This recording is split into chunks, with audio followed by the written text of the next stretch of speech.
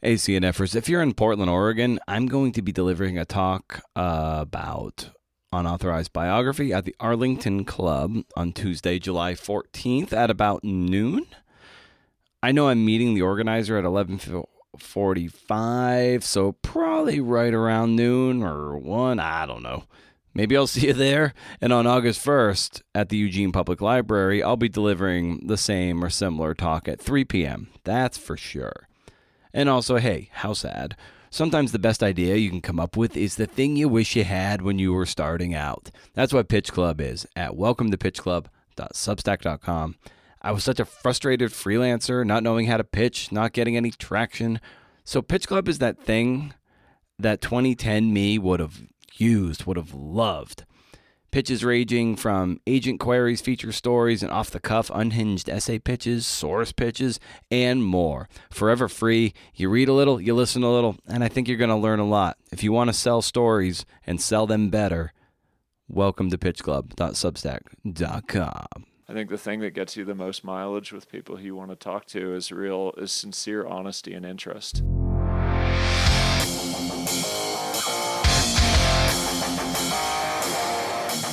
CNFers, it's another live podcast recording. This at Hodgepodge Books and Taps in Eugene. Thank you to Sophie and Stuart, always being the great hosts that they are. And then they have a kind of like a couple-month-old baby, and I told them, oh my God, she's so lucky to have bookstore parents. Imagine having bookstore parents. Be amazing. But we got what we got. I spoke to author and journalist Matthew Wolfe, and it was about the art and craft of telling true stories. You know this. Pretty great. I love bringing my rig to places and gigging the podcast. This was a standing room only event, and they sold out of all the books, and 2 kegs were kicked. Is it the CNF Pod effect? You tell me. Matthew was on the show last year when he had an ad of his story, so I had to talk to him. But he reached out to me several weeks ago wondering if I'd be willing to interview him as part of a book event for his book tour. And I was like, I know a venue, and we'll make it a podcast too. His book is Fires in the Night, The Earth Liberation Front, the FBI, and A Secret History of Eco-Sabotage. It is published by Viking. I was approached after the event by a handful of people who quite enjoyed the conversation, and the fact that it was part of a podcast made it all the cooler, I guess. And they asked if I was local or not, and I think they thought I was some rando from out of town, and they wondered why they hadn't heard of the podcast. I told them that I've been doing the podcast for a while now, but it's not popular in the WTF way. I think we won over some people. Show notes to this episode and more at brendanamara.com. Hey, there you can browse the vast backlog of podcasts, as well as read the random blog posts that I put up there every so often.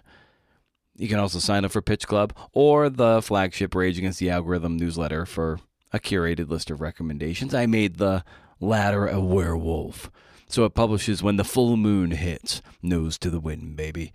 The show's Instagram handle, if you care, is at Creative Nonfiction Podcast, and Blue Sky at brendanamara.bluesky.social. If you give a damn. I cut out the Q&A portion of this podcast because you couldn't hear the question, and I wasn't assertive enough to repeat the question back into the mic. I'll be better about that in the future. But also, that's the ephemeral part of the live experience. Part of why we attend live events is because it's here, and then it isn't. So in this live podcast, Matt and I talk about the ledger of invisible debts of book writing, asking questions in a stakeless way, how Matt interviews, shaping messy realities, how research is like cooking, broad stroke outlining, writing through quotes, why he's still drawn to this kind of work, competing with the phone, and the blood, flesh, and messiness of human experience. Parting shot about the endless pursuit and the perils of book limbo. But for now, here's Matthew Wolfe live at Hodgepodge Books and Taps. Riff.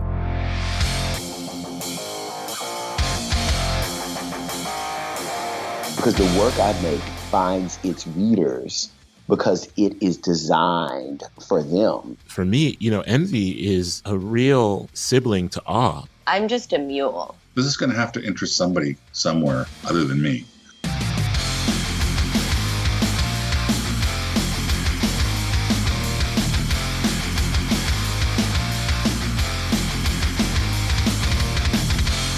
you all so much for being here. It's a thrill to be in Eugene. This is the city I'm most excited about speaking and hearing from. So it's a thrill to see the room so packed too. Thank you for being here. I'll read a little bit of Matt's bio just off the book jacket. And so Matthew Wolfe's reporting has appeared in the New York Times Magazine, Harper's Magazine, The Atlantic, National Geographic, and The New Republic. He was previously a National Fellow at New America. He has a PhD in sociology from New York University, where he is currently a fellow at NYU's Institute for Public Knowledge. So let's give a round of applause for Matthew Wolfe. So this is such a central part of Fires in the Night. So what does it feel like to be in Eugene? It feels slightly scary. So many people in Eugene have been so generous with their time as far as talking about their experiences in Eugene in the 1990s and their experiences with the ELF, and I'm really eager to hear how people feel about the book. And the stakes are not as high in Seattle, so but it's really nice to be here. Nice. And going all the way to the acknowledgments. Acknowledgments is such a rich part to so many great threads to pull on when it comes to book writing. And there's a moment, I believe it's the first sentence or so, where you say, writing a book is basically like a ledger of invisible debts. Just unpack that a bit, the team sport nature of what it means to bring a book into the world. I think in particularly a book like this is a narrative nonfiction book where you're trying to recount events that were important in a lot of people's lives. It requires asking a lot of other people. It requires going up to people and asking them to spend time, sometimes quite a lot of time, revisiting a subject that for them might be emotionally very tricky or difficult or traumatic. Talking about this effectively with a stranger or somebody, it requires, it's asking a lot of trust from other people. So it's a debt in terms of, to a lot of different people who, and I think any book you have help from colleagues, from editors, from anybody who helped you learn to be a writer. But in this book in particular, I think it was a lot of debts to people who were just enormously kind to me and generous with helping me write this. Yeah, and with a nonfiction book, there's always a book proposal component to this. And there's always the why now, the what's new, and why you. And a lot has been written about ELF in various forms, be it magazine writing or books. So when you were crafting your book proposal and trying to answer those three key questions, what was the challenge of doing that? Well, I think, there'd been some wonderful writing about the ELF. The Eugene Weekly, among other places, published a wonderful 6-part series in 2006 about the ELF. But there had been a lot of sort of piecemeal writing about it, but nobody had ever told the full story of who was in the group. A lot of people who were in the ELF had never spoken with a journalist before, had never sort of talked about where they came from, why they did what they did. So there was a real gap there for me, and it was something I was really curious about. I remember seeing reports about the ELF on the news as a kid, about this like mysterious band of vigilantes who were setting fires. And I didn't know who they were, but I really wanted to know at the time. So I got the opportunity a number of years later to revisit the subject in a context that was very different. When the ELF was active, they were, I think, largely dismissed. People didn't take them seriously. The mainstream media, when it acknowledged them, didn't always treat them with a lot of respect. But I think 20 years later, in a moment when climate catastrophe and other kinds of ecological cataclysm are very apparent, I think it seemed like a good moment to go back and take another look at what they'd done. Very nice. And how did you solve that or answer for that question of like why you are the best person to take on the project? I have no good answer for that other than a passionate interest in it. I don't have any organic connection to the ELF, and I was very open about that. My background's not in activism. I'm not even from the Pacific Northwest. I'm from hideous southern Northern California. So I didn't have any kind of good argument about that other than the fact that I cared deeply about it. And I think, honestly, when you're reporting, I think the thing that gets you the most mileage with people who you want to talk to is sincere honesty and interest. And I think when I was approaching people, and trying to make a pitch about why they should talk to me about that. I think I just tried to be honest about the fact that I really wanted to know, and I was willing to do the work to try and understand and not go into it with any kind of presuppositions about what had happened or how they felt about it. Yeah, that sincere honesty is so paramount, and that curiosity to procuring trust. And you're already tugging on that thread a little bit, which is in my notes as well, of especially of a group of people who are very weary of people and don't want to necessarily broadcast everything that they're up to. So I granted we are decades removed from like the heat of the story, but how did you earn that trust of the central figures of this book? I think in a story like this, you just have to spend a lot of time with people and just let them just kind of smell you. Like it's funny. I mean, I made a lot of trips out to where people live now. I didn't ask for them to go on the record. I didn't ask for them to talk, or say anything, on that I was going to write down for a while. I just kind of hung out with them and let them ask me questions, and ask them questions in a kind of stakeless way. And some people still said, no, I don't want to go on the record, and that's fine. That's part of it. But other people, I was talking with you a little bit about this before, but I think enough time had passed that even if the memories were still really fraught and still really loaded, as I think I suspect is true for some people in this room too, I think enough time had passed that people were in a mood to try and maybe piece through what they'd been a part of, or try and understand what it meant, or try and understand, what actually happened. So I think I approached people at a fortuitous moment and got really lucky in that regard. Right. Yeah, because you have enough distance away from it where the memories are fresh enough, but enough time is removed where there's perspective too. Yeah, exactly. Yeah, I think people, there were some things people, remembered very well. Some things they didn't want to remember as well. But yeah, it was not the distant past. It was the semi-distant past. Yeah. Well, and so integral to any work of narrative nonfiction or narrative biography or whatever it might be it a long-form article or book-length narrative, interviewing people is so paramount to getting that information. So how do you approach an interview from the very start to, just to several down the line? Clumsily. I don't have any technique for it. I think you just talk to people as you are, and are, I think, again, just being sincerely interested and having meals with them and having coffee with them and letting them. I think I did try and be fully transparent about how I felt about things. If they asked me how I felt about the ELF or what my politics were, or any of that, I was really open about, to the degree that I understood it myself. I think it was only fair for me to be as candid as I wanted them to be. So I think that was part of it. I know some people who are going to interviews sometimes very effectively, just wearing a sort of big mask, and sometimes that works. And I'm not very good at that. So I really was just trying to approach them at the simplest human level that I could. What are the tools that you like to have at your disposal, like, be it notebook and a recorder and this, that, and the other? Like, what do you have? If we tipped open your knapsack on the table, what are we looking at? I don't know, gum. I've gotten lazy. I mean, I really just like having a tape, having my phone going, and then hopefully we can forget that it's there. I used to take notes. I still sometimes take notes. I'll take notes on my laptop. I have a colleague who does who takes notes on their laptop, and they have a sort of a little tricky way of letting subjects know if they're interested or not in what they're saying, where he'll type furiously when they're saying something interested, and then when they're saying something not as interesting, he'll just sort of stop typing and stare at them. And I've not done that, but I try and be interested in everything. Yeah.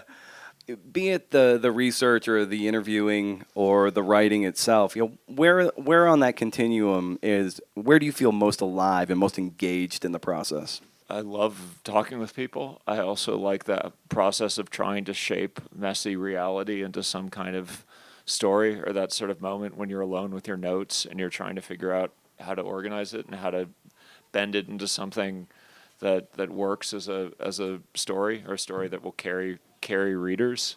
That's the kind of calmest moment for me.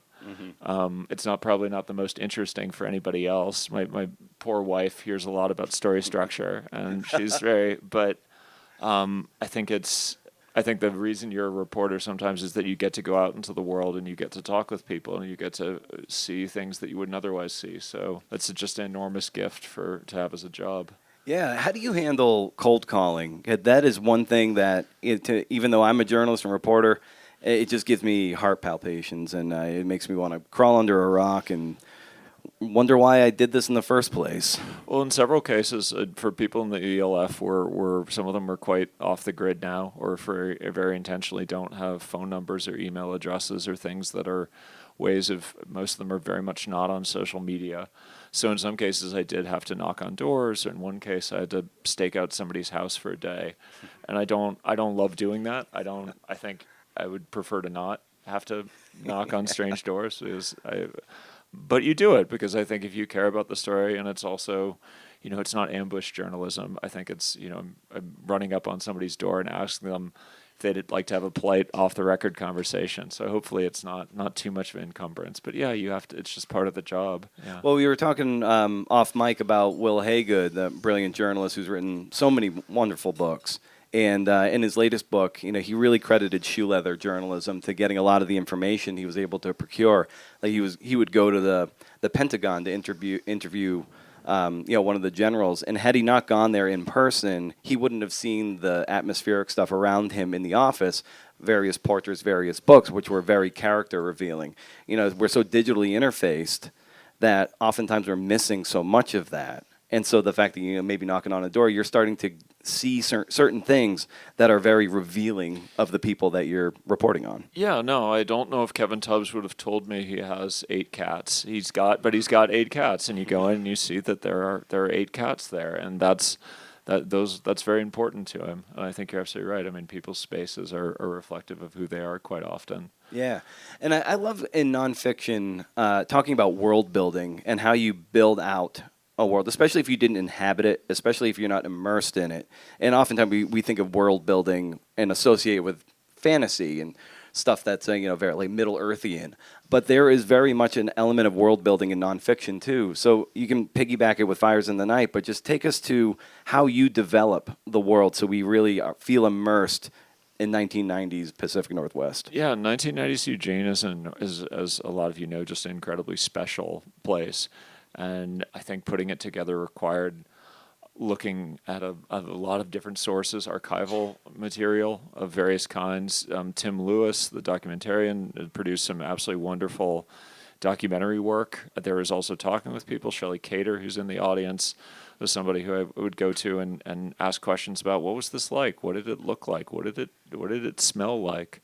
And I think to the best of it's always an imperfect product. But I think it just comes like any kind of historian's job of trying to put together something with as much data as you can.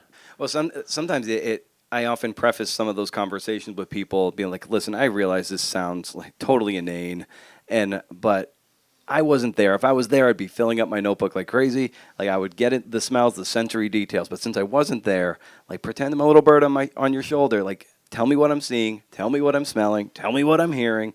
And they're like, why do you want to know this? Just trust me on this, because we want to build scene. We want to build those evocative details that let us immerse into these nonfiction accounts that read like fiction. It makes it clear that I have a child's profession. Like it's like just help me imagine things, and it's exactly that. What always struck me about even your magazine work, but especially a book of this nature, and I'm one of those readers. Like I'm always going to flip to the back of the book and see the heft of research.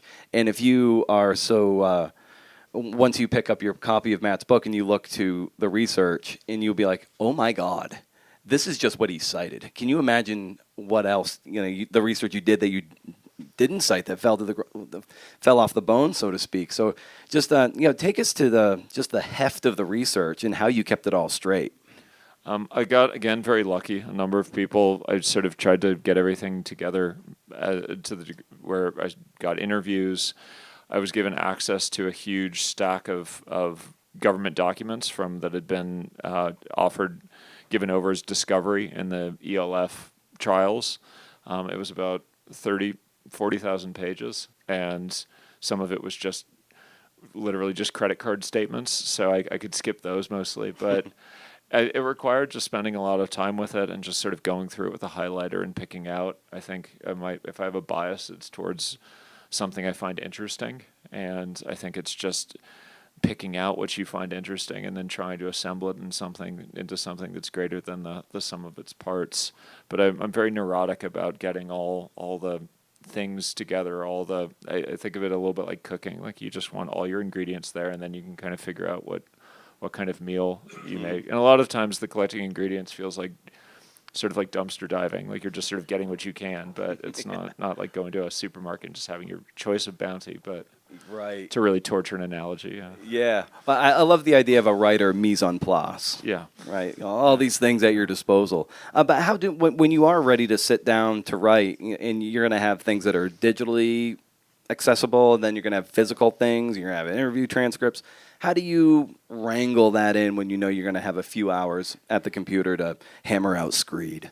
I usually start with like trying to have a rough structure, and then like a big like I'd probably outline the book in very broad strokes, just to the point where it feels like it works in the sort of broadest possible way, and then I just do facts. I just will write like a fact or and then footnote it, and I'll end up with, and these will be roughly sorted maybe in the sort of direction that I think the book's going to go, and I'll sometimes end up with, like in this case, there were several thousand facts that were just sort of like assembled and then in a rough order, and then they gradually kind of become proto-paragraphs and proto-chapters, and there's a long, awkward refining process.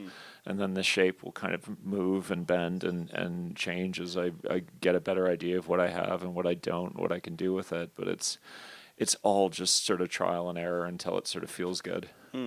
Would you characterize yourself as an overwriter and then winnow down?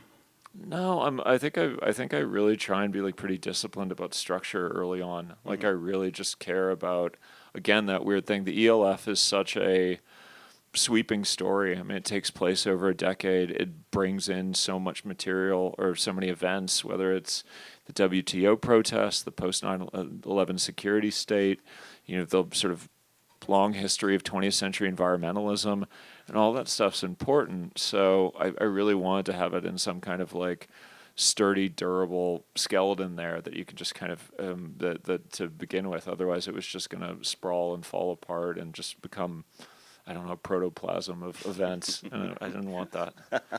Yeah. I read an interview with it was a profile on the journalist Pamela Koloff, and her editor Skip Hollingsworth told her while he was coaching her on a piece of writing, he basically told her like throw away the quotes, which was one way of him saying like write your way through it. Have an authority with your material. Don't outsource so much of the commentary or outsource so much of the material to the quoted material. Be a writer, shape it. And that's what struck me so much about this book as well. It's so heavily reported but very lightly quoted. So just take us to your thinking of how you were shaping all of the text that you were digesting into your own voice. So it feels very propulsive and very much of your pen.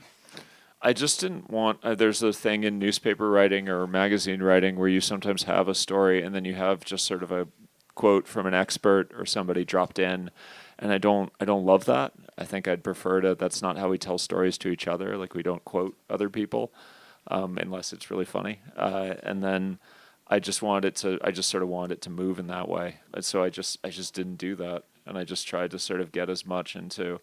I also wasn't, in terms of quoting people, I wasn't confident. There's a part of the story that involves a lot of people on audio tape, and I was confident quoting that because I had the tapes. But beyond that, I didn't. If somebody said I said this, I didn't actually know that, so I didn't feel totally confident putting it in quotes. I was trying to be as careful as I could about it. So it was in that way, it was just easier to put into my voice. Yeah. And these days, it's hard enough to be, a writer, and a nonfiction writer in particular. It's sometimes very lonely, it can be not very rewarding, and yet we're still drawn to it. So why are telling true stories and stories of this nature important to you? I don't know. This is therapist and I have hashed this out, and I quit therapy because we couldn't figure it out. The simplest answer would be I love it. Like I didn't want to work for a hedge fund. I didn't want to. I just like this much better. You get to go into people's lives, and you get to hear things that you wouldn't otherwise hear, and it's just interesting. I think it's the same reason that you read books, and that you just get to be in a different kind of world, and you get to go have experiences as a little avatar that you wouldn't otherwise have. And I think that being able to do that as a sort of job is such a gift, and I wouldn't do anything else if I had the choice. And every book has a family tree. So what would you identify as some of the ancestors that were informing and shaping Fires in the Night? I don't know. Or maybe just titles that inspired you. You're like, maybe if I had my go at it, my swing at the ball. I mean, I'll be honest. There weren't a lot of stories that. I mean, there are a million writers who I love, and I don't know, like Janet Malcolm or there's so many people who I think are amazing. I think in terms of trying to shape this story, there weren't a lot of stories about fiction or nonfiction about people coming together to do a thing, and doing it over a number of years, and figuring out how do you tell a story that sort of maintains momentum over an extended period of time, that incorporates kind of historical events. I mean, it had the arc of like a classical tragedy. People come together, they try and do something for a righteous cause, and then they destroy themselves and sort of everything around them. I don't know, maybe my closest analog was kind of heist movies. Like it was honestly, I mean, it did sort of take that structure of like people coming together and becoming very good at a thing, and then facing the consequences of that. And I think in some ways that kind of very conventional screenplay structure is also a very sturdy way of offering, a discussion of anarchism, or a discussion of, anti-globalization protests, or, the FBI's counterterrorism mandates after 9/11. If you have something that just moves and that takes the reader through it, you can hang a lot of things on that you may be interested in, but may not be, something that somebody would pick up a book about, or would be enough of a story in its own right. Yeah. So I think when you have that kind of momentum, or when you have that kind of, I think it gives you some freedom. Sure. And the book is incredibly propulsive, and so your instinct for pacing is spot on, and everybody who reads this book is I hope finds that as satisfying as I did. So to that end, how are you thinking of pacing to make sure that we're turning the page and we're not reaching for our phones? I think you do have to kind of compete with phones now, and I on one hand, I hear a lot of writers carp about it, and I think it's scary. Like, I mean, in the sense that you aren't assured that somebody's just going to take 6 hours and be with you. There's so much competition for your attention, but I also think it does demand that you be better, or that you make it make it satisfying, or make it in a way that it feels like people want to come back to it. So there were a lot of little tricks you can do. You just you just sort of figure, I think you follow what is interesting for you, and then I think you try and you can do little, in screenwriting they call it setups and payoffs, where you introduce something and then it comes back later in the story, or you foreshadow, all the sort of like wonderful array of little dramatic conventions that you can put into it. And I think when you have a story that sort of works, I mean, that sounds like absolutely sociopathic, but like for people's real lives, but like when you have a story that carries like the ELF, I think it lends itself to that. You can have some fun with it while still, again, working in, you can still then spend 2,500 words talking about, the radical environmentalist break with mainstream environmentalism. But as long as the story's moving forward, I think the reader will hopefully let you get away with that. Yeah, I love hearing you say that you draw inspiration from screenplays. And of late, I've been reading a lot of short fiction as a means of like, how can I make my nonfiction read like this and have that pulse, getting like in media res, and just getting right into it. Good dialogue, good scene, snappy voice.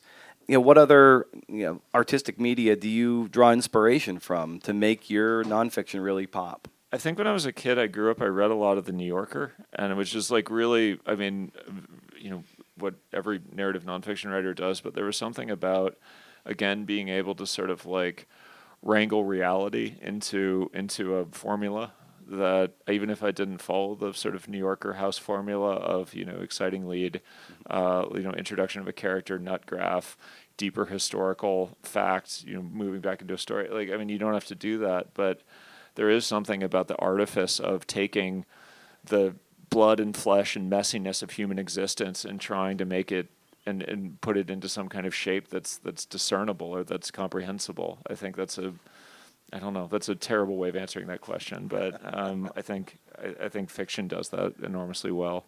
Right. Yeah. Very nice. Yeah. And what was it about 1990s Eugene that was such a hotbed for the kind of activism that the Earth Liberation Front embodied?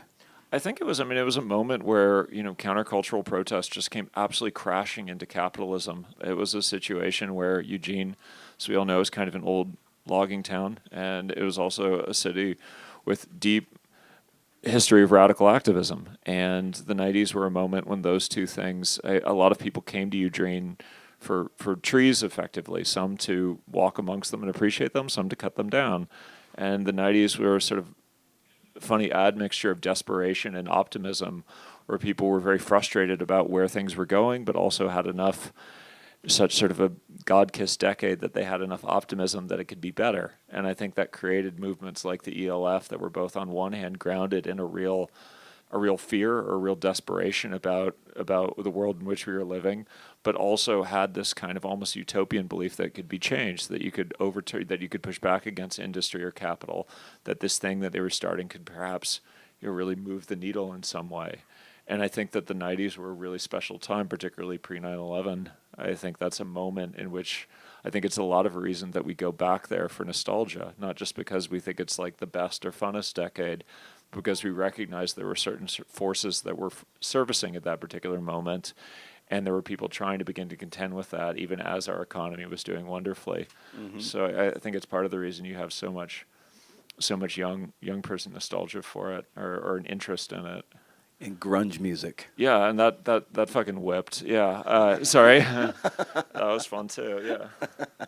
Well, and I love how you render the Whitaker as a character in the book too. And early on, I'll just read a quick little passage where you write that the Earth First Journal, which had relocated to the city in 1993, put up Kevin Tubbs in a cement-footed trailer on the edge of the Whitaker neighborhood, just outside the city's downtown, where he suddenly found himself living in the hot center of a radical demimonde. The Whitaker was like nothing Tubbs had ever seen. His neighbors were a bustling salmagundi of hardcore activists, mutinous students, moth-eaten hippies, utopian techno-futurists, guerrilla gardeners, avant-garde glassmiths, derelict musicians, militant social workers, functional addicts, crust punks, vagabonds, and almost every stripe and shade of political leftists, many crammed into a loose network of grungy communal houses and run-down bungalows. What a paragraph. My editor very wisely tried to trim that, and I yelled at her. I'm sorry.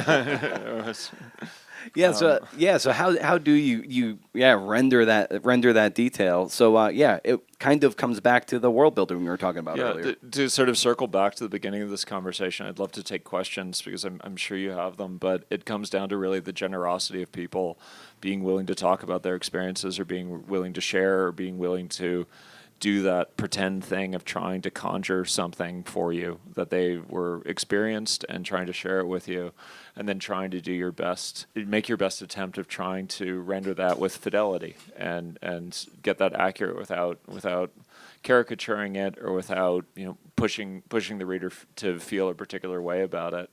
And I was, again, just enormously lucky that people were willing to do that. So tell us about Snapdragon. Sure, yeah. Chelsea Gerlach was somebody who sort of didn't join the radical environmentalism movement so much as she was born into it. Her family was sort of, the Earth First Journal was bathroom reading, and she grew up her parents were back to the landers who moved to Oregon from Philadelphia and just sort of, built a cottage in the middle of the woods. And she was a very precocious activist. She joined the Cove Mallard protests at 16, which are out in Idaho, and sort of, jumped headfirst into it and she was again enormously generous in terms of talking to me, but I was interested in her in part because she had this, I think, a arc that a lot of activists go through, where she started and tried very hard to make change, the right way through conventional politics, be it attending protests, be it, getting petitions signed, writing letters, rallying, all the things that you're sort of supposed to do in a democracy. And it, to her eyes, was not working. And it's something that a lot of activists experience, where they just run into a fucking wall, and they have to then, at that point, you have to begin to think about, like, what do you do? What is okay at that point? What is if you really care about something and you believe in it? I think that there are a lot of activists who just go forward and say, I'm going to keep doing what I'm doing, and I believe in it, but I'm going to use the same kind of tactics. And then I think there are others who begin to think, very, very sympathetically, maybe it's time for me to do something that's different, and maybe that thing can be illegal. And so for Chelsea, like a lot of the ELF, I think the decision to use arson or to use sabotage or to burn things down came out of a real, deeply felt and deeply earned frustration. And I don't think anybody, my supposition is, I don't think anybody went into it saying, like, you know what, this is 100% going to work. It's both, burning stuff down is both, very effective and incredibly cool, and it's gonna absolutely change the calculations of industry. But I think it came out of a real hope that it would do something, because what they were doing before just was not working. And so Chelsea, I think, as much as any character, really embodied that, and of somebody who was really searching earnestly for things that would help save the planet, which she so deeply cared about and was so sort of born into caring about. Of the cast of characters that you render so wonderfully on the page, was there one in particular that really felt that embodied the movement more than anybody? Well, I centered the story around Kevin Tubbs, and Kevin Tubbs was somebody who was a guy who grew up in Omaha, Nebraska, of all places, in a very sort of conservative family in the kind of Reaganite 80s, and not, a traditional activist background by any means, but he also grew up with a very sort of simple-hearted love of animals. He had a lot of dogs in his house who he was just crazy about. And sometime when he was a teenager, he kind of did the math and was like, wait a minute, like, I love these dogs, and I also am eating cows for dinner, like 3 nights a week. Why is the cow different? How does that work? Why can we kill them? And like, wait, why can we kill any animal? Like, how does that work? So it came from for him becoming an animal rights activist came from this very sort of simple, deeply felt place. And it became then, as he became an animal rights activist, he sort of understood how, this animals are embedded in every other, in the whole, the rest of the planet, and that you can't sort of fight for animals without fighting for the rest of the environment. And he moved to Eugene as a way of trying to figure out, how can I be the best activist I can? How can I make the most impact? And so for him, he was there at the beginning of the ELF cell, and he was there at the end. But I think his entry into the story for me was so sort of nakedly sympathetic, of somebody who, in a very relatable way, just didn't, I think theory didn't come first. It was really just his heart that came first. And so for him, he was also very generous. After a lot of conversations, he sort of haltingly began to sort of talk about what had happened, and which I hugely appreciate. And I don't think I would have written the book if he hadn't been willing to do that. But for me, he was also an entry. This was a book I wanted for people who were not activists, or for people who maybe didn't really give a shit about radical environmentalism, but they can relate to somebody who just like really loves their dogs. And so for me, that was a way potentially for other readers to get into it. Yeah, and specifically with they were very conscientious of making sure it was burning down structures and not harming any human or animal life. But one of their arsons in Seattle, though it went awry and didn't effectively harm anyone, there was one particular scientist who like definitely had a certain measure of like panic attacks and almost like a PTSD with it. So you're starting to see that even their tactics are starting to take a human toll that maybe they couldn't have predicted. Yeah, I think with all activism, but particularly maybe with what the ELF was doing, it's very hard to sort of assess the costs or the effects sometimes. And it's very hard for the ELF, I think, too. And sometimes, they would have very clear victories. Like there was a horse slaughterhouse in eastern Oregon that was just taking horses off the plains and killing them and selling them as meat. And there'd been a lot of attempts by environmental groups, by residents to get it shut down, and that wasn't working. So they burned it down, and that absolutely worked. It was not rebuilt. A certain number of horses were saved. It was a very sort of clear, discrete victory. But then there were other things like burning down a ski resort at Vail, which was, the ski resort was eventually rebuilt. It was a ski resort that was, encroaching on nature, and it ended up encroaching on nature, but it also got a lot of publicity. They led the nightly news. Everybody sort of asked, like, who's the ELF, and had to kind of think about them for a second, had to think about what that ski resort was doing. The ultimate effects of that, I think, are very hard to assess, or, as you said, the costs. The ELF was very careful about not physically hurting anybody. They took great measures to make sure that nobody was working a third shift at a factory. Nobody was there were no security guards there when they were setting fires. But it's also, I think all of us can imagine, if you came into work one day and your workplace was burned down, that might leave a mark of a certain sort. And for some people, that really did. And I think it is enormously difficult to try and weigh the costs of fighting for something that you really care about with knowing that people will be damaged by what you do. It's not an argument against it necessarily, but it's something that I think is, any activist or anybody who cares deeply about something, you have to think about what is happening because of what you're doing. They were very savvy about how evasive they were, and the FBI could not track them down. But 9/11 happens, and so what does 9/11 do to the power of the FBI? It basically, as a lot of you know, the FBI after 9/11, the FBI had historically been like a law enforcement agency where it worked like any other law enforcement agency. A crime happens, and then the FBI goes and investigates it.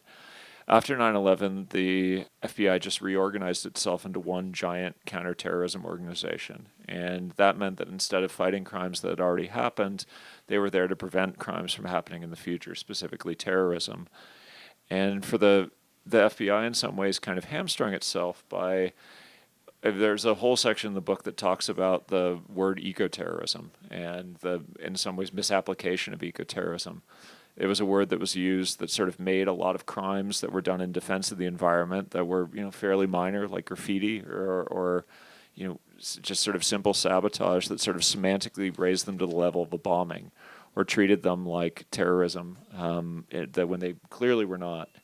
And after 9/11 happened, the fact that there'd been this sort of frame out there that the FBI had sort of decided that these crimes were terrorism, it sort of put them in a box as far as having to go after the ELF and having to go after radical environmentalists, because they decided that they were scary, and they decided that they needed to, even if they hadn't killed anybody yet, it was important for them to imagine that that was possible and to try and prevent it. Mm-hmm. So for a lot of activists in Eugene, that meant a lot of strange faces at their parties, a lot of men in vans that they saw who were reading newspapers upside down. It got very scary, very quickly.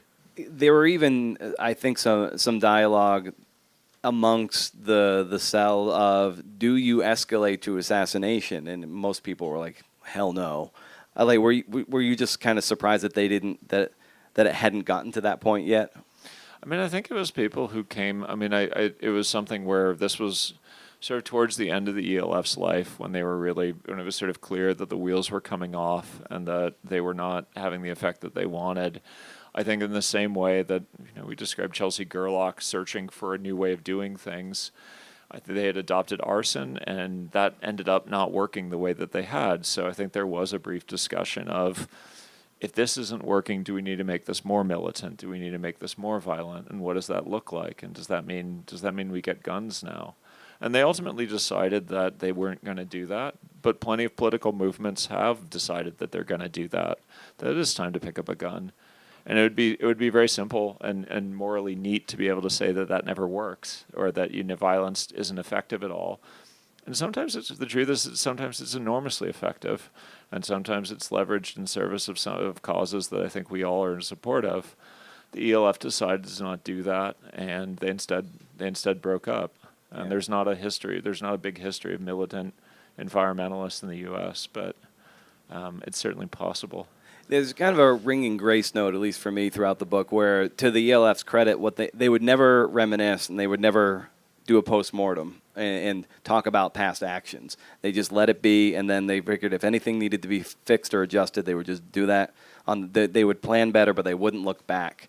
And so it must have come with some degree of surprise that when Jacob Ferguson is starting to make entree and contact back with his colleagues, and he's starting to try to reminisce, I often wonder if there was like the raised eyebrow, like, why are you talking about this? Yeah, no. So the basically what happened was the ELF broke up in 2001, or at least the Eugene cell did, and they sort of went their separate ways. And there was a general agreement, as had been the case during when they were functioning, of we don't talk about what we do. We don't. An action happens, and for reasons of operational security, it's best that we just not discuss it. And it ended up hamstringing the group in that usually when you do a political action, it's helpful to sort of figure out what went right, what went wrong, but that wasn't really part of what they did. They kept strung. Eventually, through as I explained in the book, the FBI convinced Jacob Ferguson, to a former member of the group, to go back, and basically they wired him up, and he went back and the FBI arranged for him to run into his former colleagues, and said, "Hey, do you remember when we used to do fire crimes?" And some people took that bait and said, yes, I do, and talked about it. And it ended up with a number of people getting arrested. But I think there was, when he did that, some people I think were very, again, I mean, it was in some ways a very lonely business doing this. And I think the ability to actually talk about it some years later in the same way that they talked about it with me was welcome. Other people, I think, really understood that was inappropriate. Kevin Tubbs talked about very openly with me about patting Ferguson's back when he went in for a big hug, gave him a little extra back pat when they were first reunited. Unfortunately, the microphone was in Ferguson's hat, so that didn't work, but there was certainly some suspicion there. And towards the end of the book, as you're the collapse of everything that happened. You're like the collapse of radical environmentalism with both material and psychological, a loss of money, a loss of tradition, a loss of trust, and a loss of hope. It has been axiomatic among Eugene's activists, well-versed as they were in history, that the death of many, perhaps most, leftist movements came not just from external repression, but from internal conflicts. But knowing this lesson was still not enough to save the movement from its destruction. So how does that embody, let's say, late-stage ELF? I mean, I think it was a situation that a lot of people in this room know. I mean, a social movement or a political movement is at the end of the day a series of relationships. And when those relationships get damaged or when you can't trust people, it becomes very difficult to run a movement. And I think the FBI's repression, and I think that it was damaging, but also so was the response to it, and sympathetically so. When people found out that Jacob Ferguson had gone to dinners at people's houses wearing a wire, it made it very difficult to trust each other, and it made it very scary to operate. And people sometimes tried to, as a way of trying to reclaim control, said, if you support anybody who's talking to the FBI right now, or who's any of the all the defendants face this horrific challenge of do I cooperate with the FBI or do I not, or do I face life in prison?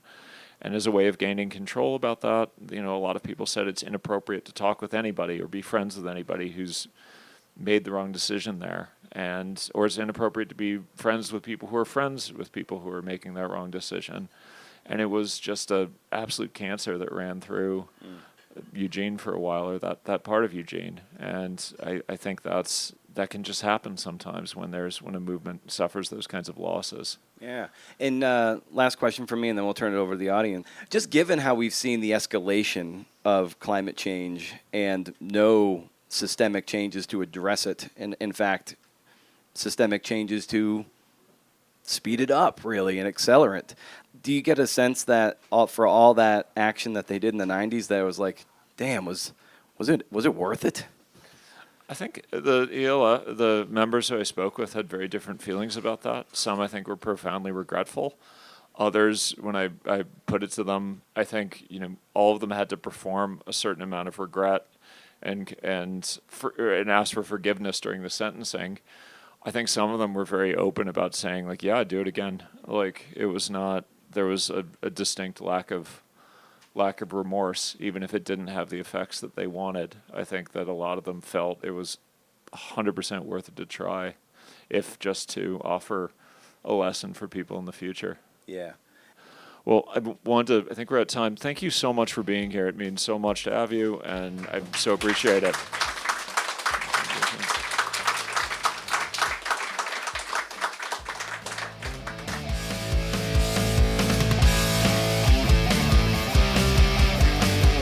Yes. Awesome. Thanks to Matt and thanks to Hodgepodge for providing books and libation for a full house. It was crazy. Wall to wall. Awesome stuff. Be sure you're subbed up on the podcast wherever you listen to them, and subscribe to Pitch Club at welcometoPitchClub.substack.com if you want to get better at selling stories, or the monthly Rage Against the Algorithm newsletter, The Werewolf, for all kinds of goodies curated by this guy. Starting a 20-week build in terms of training to train for the Eugene Marathon late April 2027. I have an ambitious goal that I honestly don't think I can pull off, but if I can, it'll be pretty sick. I'd love to qualify for Boston 2028. So I ran my last one at 4:27. I think I'm confident I can shave an hour off of that with like a year's worth of training. So like my shoot for the stars is Boston, and landing on the moon is like the 3:30 or whatever. Be that as it may, it doesn't matter. But 2028 is significant in so much as that's the 50th anniversary of the famous blizzard of 78, which holds a certain amount of lore in Massachusetts. It's also the same year my father ran the Boston Marathon as a bandit, meaning he didn't pay. He just hopped the course at Hopkinton and ran it. It's also the year Bill Rogers won it, who's something of a New England folk hero. So there's the professional, the bandit, and the blizzard. And I'm trying to figure out a smart way to potentially braid all that shit together. And if I can get on the course for that, to qualify, I'm sure I could do it like through charity, but I'd rather push myself to like actually try to run it, you know what I mean? Anyway, the running is important because I've been logging my miles with no music, no podcasts. As a result, I'm falling behind in a lot of podcasts I listen to. Not that I listen to many, but you know what I mean. So it's just the incessant thrumming of my own thoughts. Yes, it gets boring, but it's also a pretty fertile ground for idea generation. I also like hearing my surroundings. Cars, sometimes early in the morning, you hear owls and shit, which is pretty cool. You know, dogs, coyotes, assholes on e-bikes nearly clipping my shoulders at 30 miles an hour. Yeah, you want to know when they're coming. This book limbo is hard because I like the clarity of the thing. Having something to attack every day that you know you're getting paid for. This is the one thing I'm working on, and maybe I'm even getting something of a paycheck for it. You know, or should I be freelancing pieces? And yeah, I got a piece in Runner's World coming out sometime soon, probably sometime this summer. I don't know. I think just online.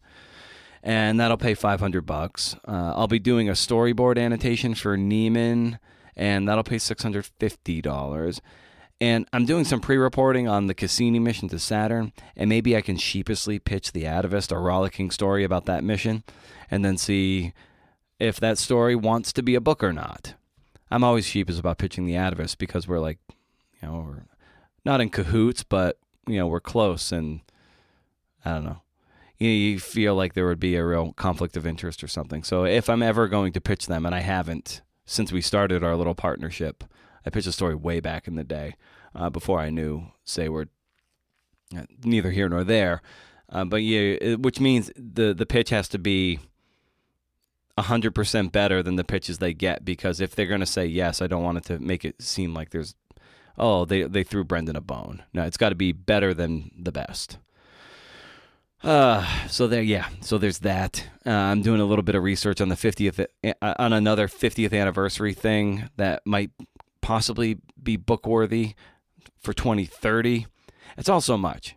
It's so much shit. Then there's the podcast machine, and maybe I should just triple down on growing the reach of the show so my platform is more robust. Oh, and by the way, the Frontrunner is coming out in paperback in November and is ready for pre-order, by the way. And I need to really embed myself in the social media world of runners and see if I can't create more buzz by leaning on those circles. perhaps Instagram Lives or more targeted podcasts. Not writing podcasts, though those are fine, but like actual running ones.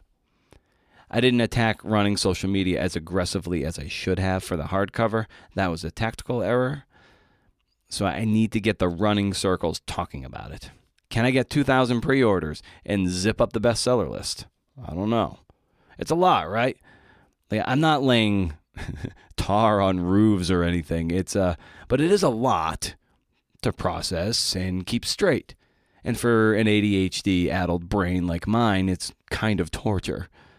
I'm lucky I have more or less engineered a life where I can tackle all these things and have enough book advance money left over to keep me afloat for a while. So it's not a money thing, but it will be in due time.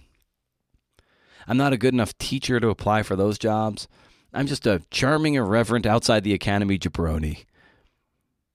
I'm like a non-funny stand-up comic podcasting to the masses in a moment of crisis of his own making. And why do we do this? Because, fuck. In the end, what the hell is better than being a motherfucking writer? Stay wild, CNFers. And if you can't do, interview. See ya.